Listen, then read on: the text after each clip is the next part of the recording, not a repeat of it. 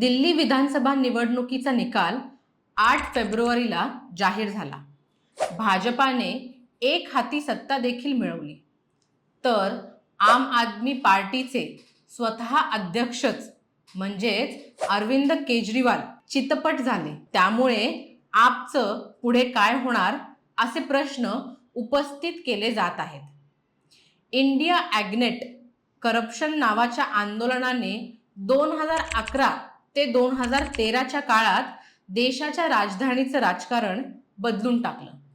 याच आंदोलनातून जन्माला आलेल्या आम आदमी पक्षाने दिल्लीच्या राजकारणाला हादरे दिले.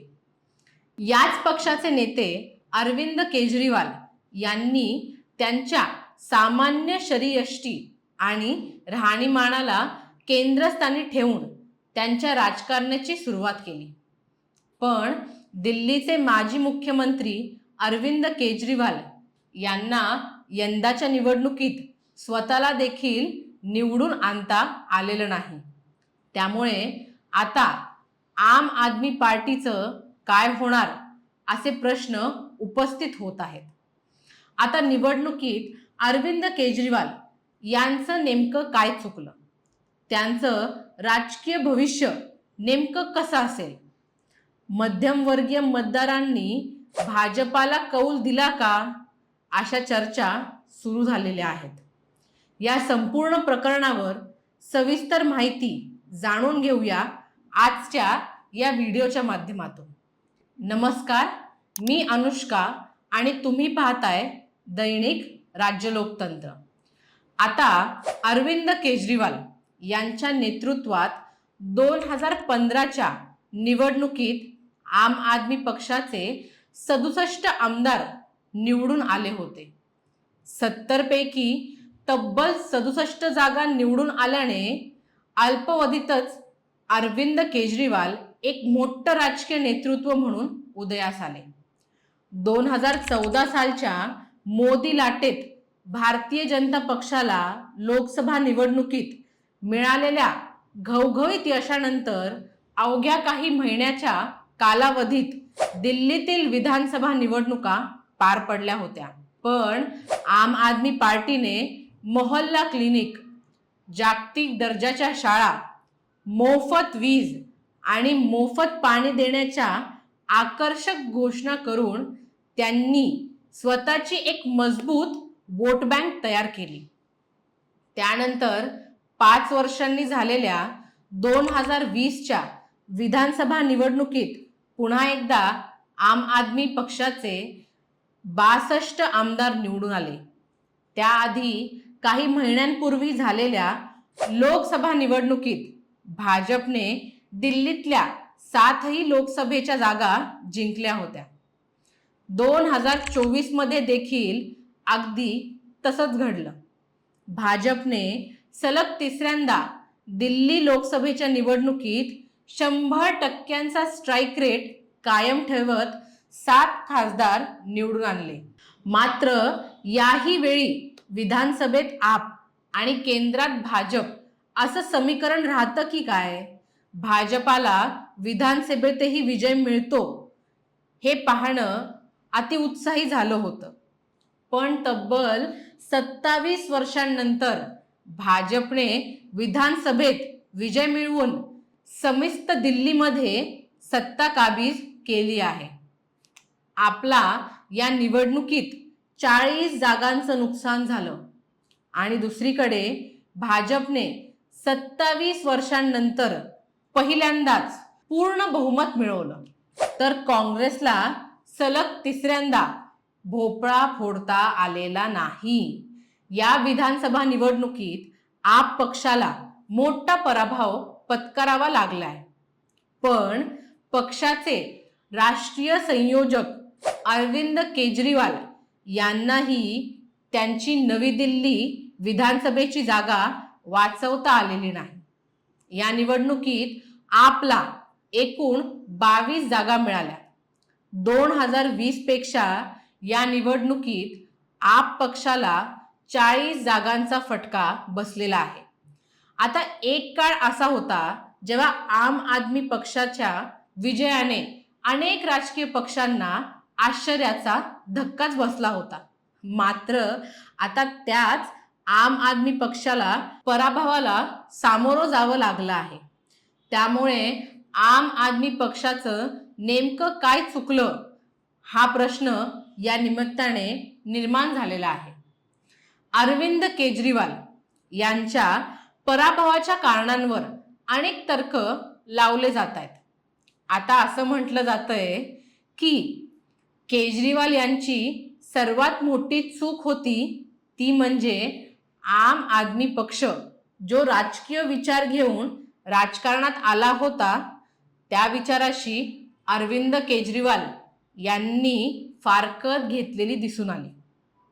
प्रत्यक्ष कामाचं राजकारण आणि कट्टर प्रामाणिक पक्ष अशी आम आदमी पक्षाची प्रतिमा होती. पण भाजपला ही ओळख पुसून टाकण्यात यश मिळालं असं देखील म्हटलं जातंय.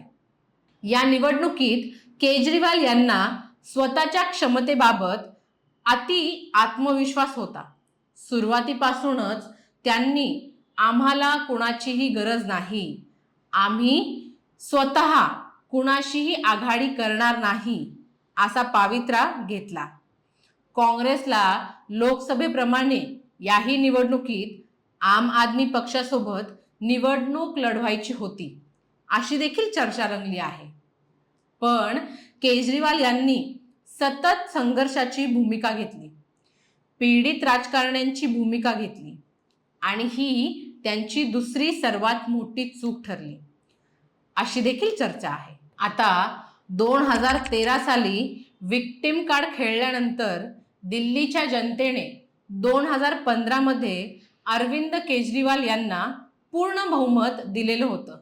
मात्र त्यानंतरच्या वर्षांमध्ये त्यांना सतत केंद्र सरकार आणि राज्यपाल आम्हाला कसे काम करू देत नाहीत हेच सांगण्याचा प्रयत्न केला. हे सातत्याने दिसून आलेलं आहे. आता तसं पाहायला गेलं तर मुळात वेगळ्या पक्षाचं केंद्र सरकार असताना काम करणारे केजरीवाल हे काही पहिले मुख्यमंत्री नाही. याआधी शीला दीक्षित यांनीही अशाच व्यवस्थेमध्ये यशस्वीपणे काम केलेलं होतं. दिल्लीच्या निवडणुकीत ज्या मतदारांकडे काहीही नव्हतं त्यांनी बदल बघितला.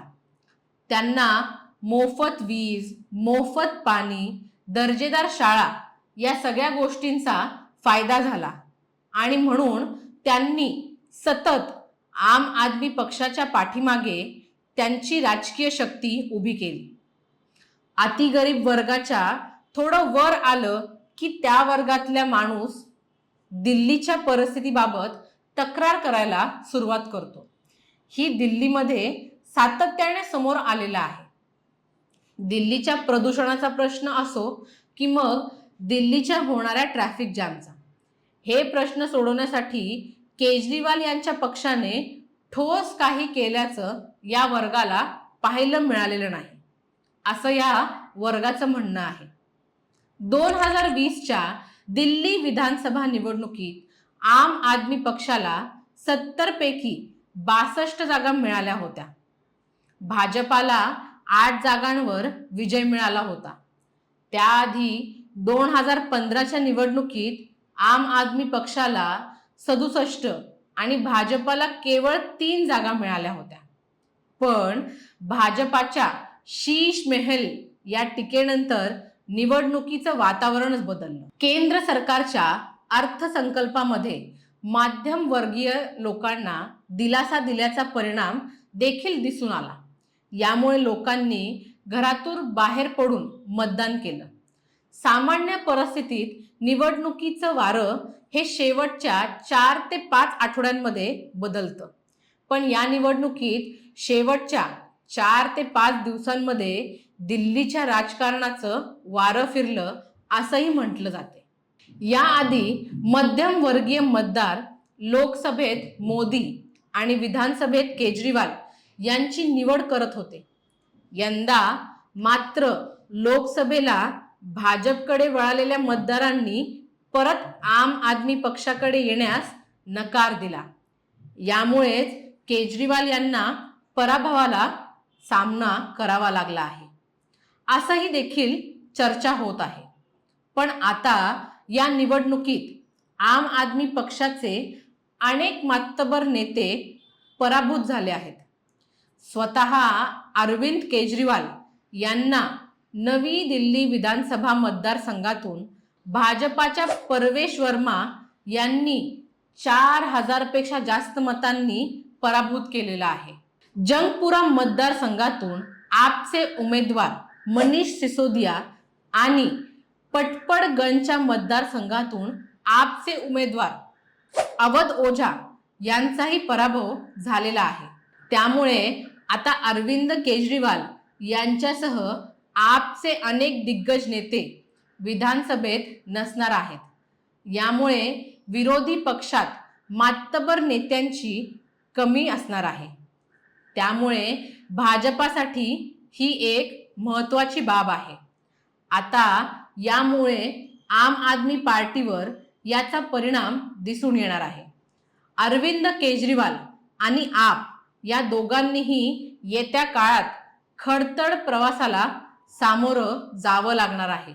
बाकी तुम्हाला काय वाटतं? आम आदमी पार्टीचा डाऊनफॉल सुरू झाला आहे का? तुमची मते आणि प्रतिक्रिया आम्हाला कमेंट करून नक्की कळवा। आणि जर राज्य लोकतंत्र चॅनलवर नवीन असाल तर चॅनलला सबस्क्राईब करायला विसरू नका। धन्यवाद। दैनिक राज्य लोकतंत्र।